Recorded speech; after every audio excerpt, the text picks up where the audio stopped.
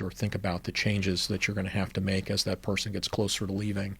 Your agency apparently found that only 35% of employees who are unambiguously approached on LinkedIn actually report it.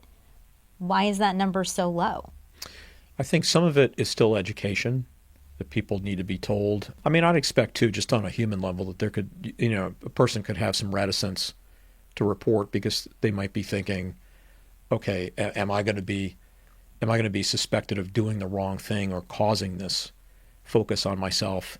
I'd say for the great majority of people that are just going through living their lives, you're not doing the wrong thing by having some public presence there's an attempt to exploit. And it's not just governments. Remember, there's also a lot of criminal activity underway online. Mm-hmm. And your agency also put out guidance on the potential for a foreign intelligence service to recruit via the guise of being a headhunter, being a firm, wanting to get a white paper.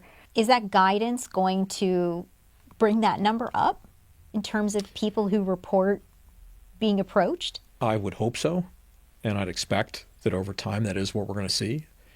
And let me explain that I think part of it is that there's almost certainly a perception that as people leave jobs, especially cleared jobs, whether in government or in the private sector, there are more potential targets to go after. And also because technology has made it so much easier. And certainly you've got AI enablement and other bots you could use to really send out a whole bunch of spam as well. Tell me more about the recruiting efforts that you've experienced.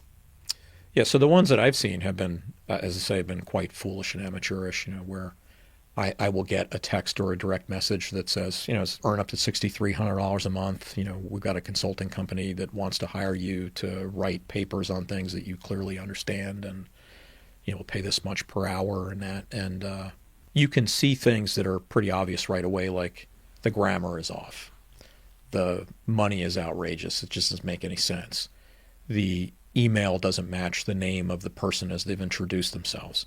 The phone number is in a foreign country. Some of the reporting that we're likely to get will be nothing. It could be in the criminal direction, or it could actually be some sort of foreign espionage problem. But these texts offering money, do they know who you are? Oh, that I doubt. And sometimes I'm disappointed because the rate I'm offered is less than someone else. But no, but again, this is why I said earlier that I would bet you that most of those are dark web scraped. That's where they're getting the data from. They have no idea who owns the number. They just know these are valid phone numbers or valid emails. And go ahead and do that. How does your background